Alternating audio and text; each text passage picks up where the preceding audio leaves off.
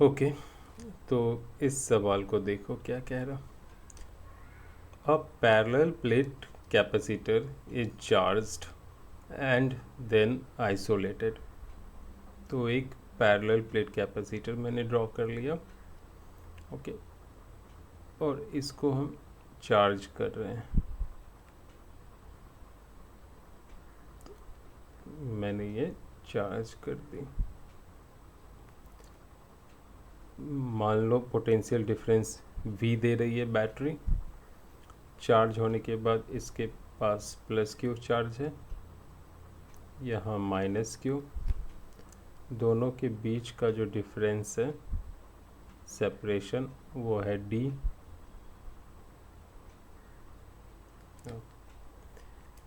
तो जो यहाँ पे कैपेसिटेंस मान लो C है कैपेसिटर का।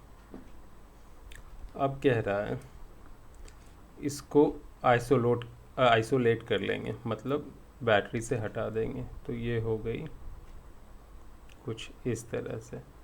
हटाने के बाद यहाँ चार्ज रह जाएगी Q, क्योंकि हमने सिर्फ हटाया है, इसको डिस्चार्ज नहीं किया है।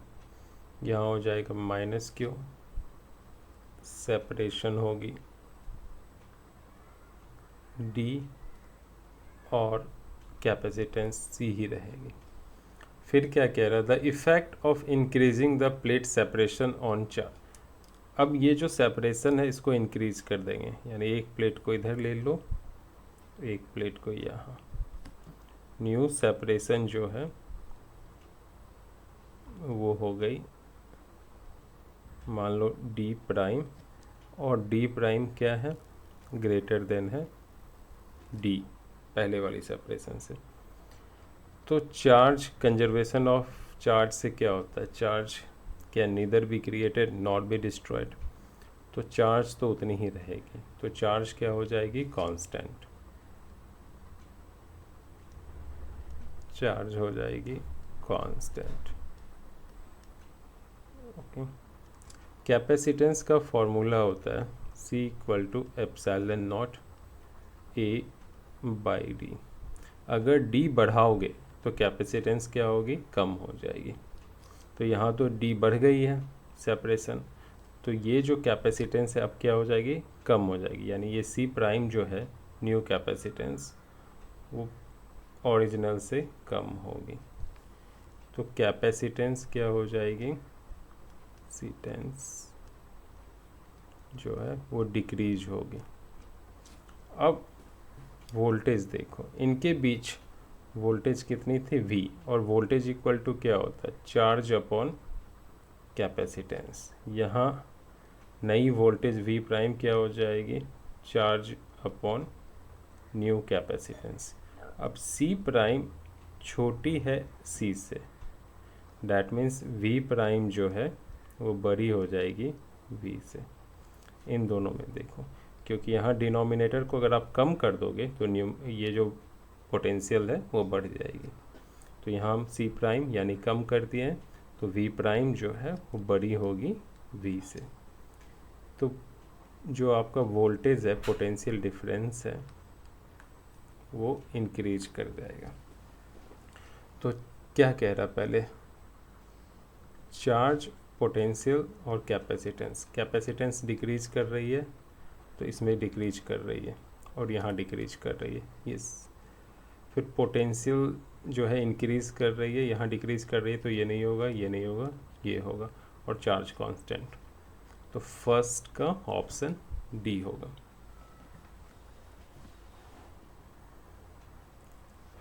अब हम देखेंगे फर्स्ट का ही सेकंड सवाल, MCQ। A slab of material of dielectric constant K has the same area A as the plates of a parallel plate capacitor and has thickness 3 by 4D, where D is the separations of the plate. The change in the capacitance when the slab is inserted between the plates is okay। तो यहाँ है एक capacitor जिसके plate के बीच का जो difference है वो D है। इस कैपेसिटर की कैपेसिटेंस वैल्यू मान लो C थी, जब इसमें एयर था तो इसको C0 ले लो, करेक्ट। और C0 इक्वल टू क्या हो जाएगा, epsilon naught A by D। A area of the plate है।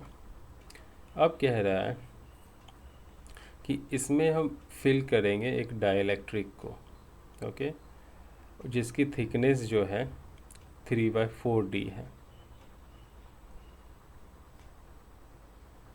तो इसकी जो 3/4 यानी इतनी जो पार्ट है उसको हमने फिल कर दिया है एक डाइलेक्ट्रिक से, करेक्ट। तो इन दोनों को हम अगर अलग करें तो इसको दो कैपेसिटर बना लो जो एक दूसरे के साथ सीरीज में कनेक्टेड है।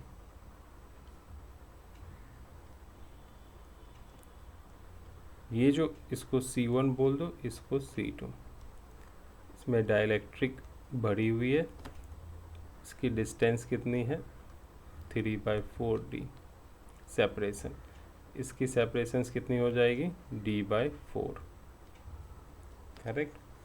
और डाइलेक्ट्रिक कांस्टेंट इसका K है, एयर है तो इसका क्या हो जाएगा 1। तो ये जो कैपेसिटेंस C1 आएगी वो हो जाएगी एप्सिलॉन नॉट A, एरिया दोनों में सेम होगा, बाय 3/4D और इंटू K। और जो C2 आएगी वो हो जाएगी epsilon naught A bye D/4। तो इसको और अच्छे से लिखें तो ये हो जाएगा 4 epsilon naught K A by 3D, और ये हो जाएगा 4 epsilon naught A by D। तो अब इसको आप कैसे सॉल्व करोगे, ये दोनों क्या हैं सीरीज में हैं। तो सीरीज के लिए रूल क्या होता है, C1 into C2 upon C1 plus C2, है ना। ये कर दो, जो होगा वही आंसर हो जाएगा। तो ठीक है, तो C1 हमारा क्या है 4 epsilon naught K A by 3D। C2 है 4 epsilon naught A by D upon C1 plus C2।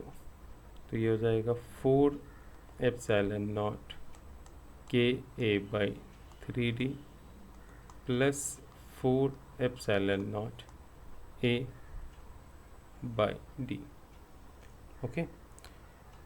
तो हम सबसे ऊपर हम 4 epsilon naught A by D अलग कर लें तो यहाँ क्या बचेगा 4 एप्सिलॉन नॉट निकल गया, A निकल गया, D निकल गया। तो ये बचेगा K by 3 into 4 epsilon naught A by D।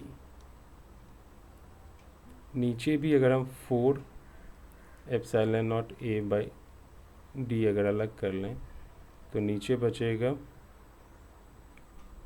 K by 3 plus 1, ये और ये कैंसल।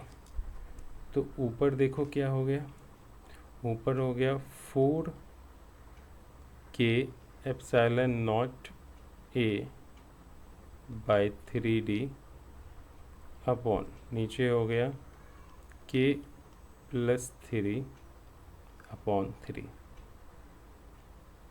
ये 3 और ये 3 कैंसिल, तो आ गया 4 K एप्सिलॉन नॉट A ऊपर, यहाँ D और यहाँ हो गया K प्लस 3। तो इसको ऐसे लिख सकते हैं epsilon not a by D, 4k अलग कर लो और k+3 अलग कर लो, तो ये आंसर है। Epsilon not a by D ये नहीं होगा, 4k/k+3 डी वाला।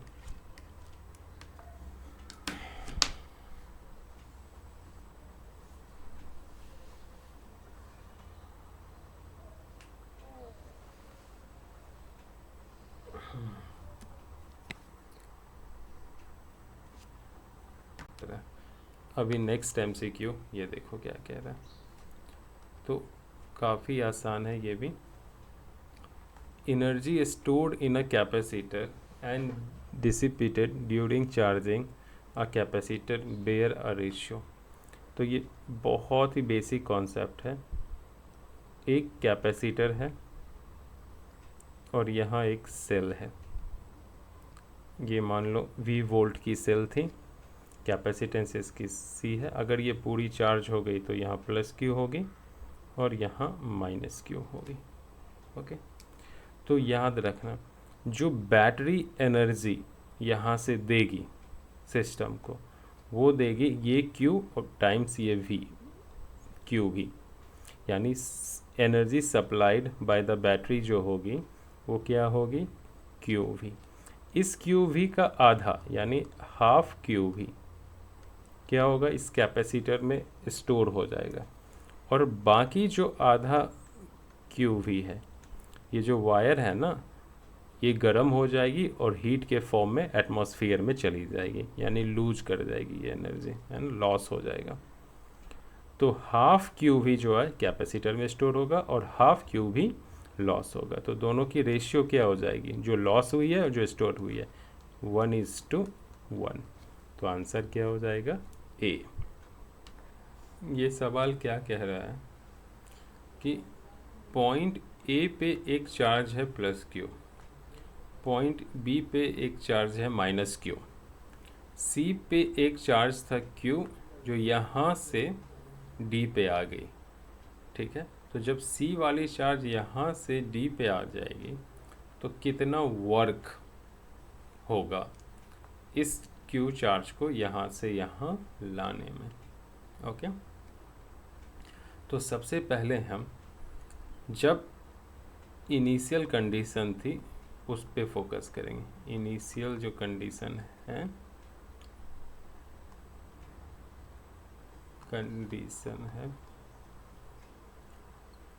उस पे फोकस करेंगे। इनिशियल कंडीशंस में जो टोटल पोटेंशियल एनर्जी होगी, इनिशियल पोटेंशियल एनर्जी, वो इन दोनों की वजह से होगी, फिर इन दोनों की वजह से होगी, फिर इन दोनों की वजह से होगी। ओके, तो पहले A और C की वजह से जो पोटेंशियल एनर्जी होगी वो होगी K Q, capital Q by L, यानी A और C के बीच डिस्टेंस L है। फिर C और B की वजह से जो होगी वो होगी K -Q, capital Q by L। फिर इनके और इनके वजह से जो पोटेंशियल एनर्जी होगी वो होगी K Q -Q bye 2L। तो ये हो गई टोटल इनिशियल पोटेंशियल एनर्जी। तो इसको फाइंड आउट करते हैं, देखते हैं। तो ये K Q बाय L और ये K -Q बाय L है ना, ये तो फिनिश हो गई, 0 हो गई। तो हमें बचा क्या, -K Q² bye 2L। Okay, अब जब ये यहाँ से उठ के यहाँ आ गई तब देखो पोटेंशियल एनर्जी सिस्टम की क्या हो जाएगी, इनके वजह से क्या हो जाएगी, K Q और यहाँ कैपिटल Q बाय 3L। फिर इनके वजह से हो जाएगी प्लस के minus Q capital Q by L. फिर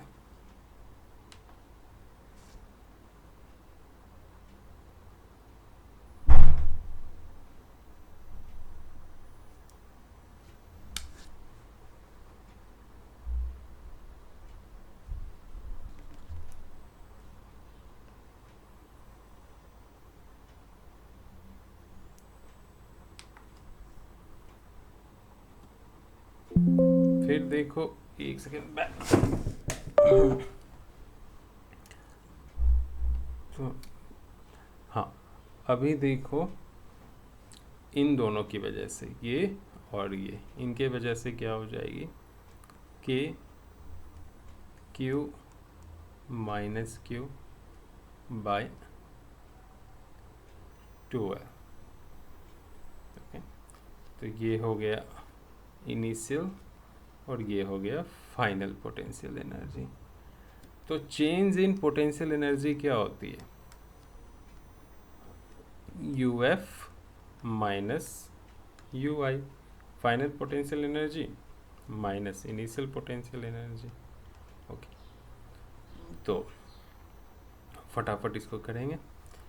तो यहाँ है हमारे पास, देखो फाइनल पोटेंशियल एनर्जी है माइनस के, पहले इसको मैं लिख रहा हूँ, q square by 2L minus k q q by L plus k q q by 3L।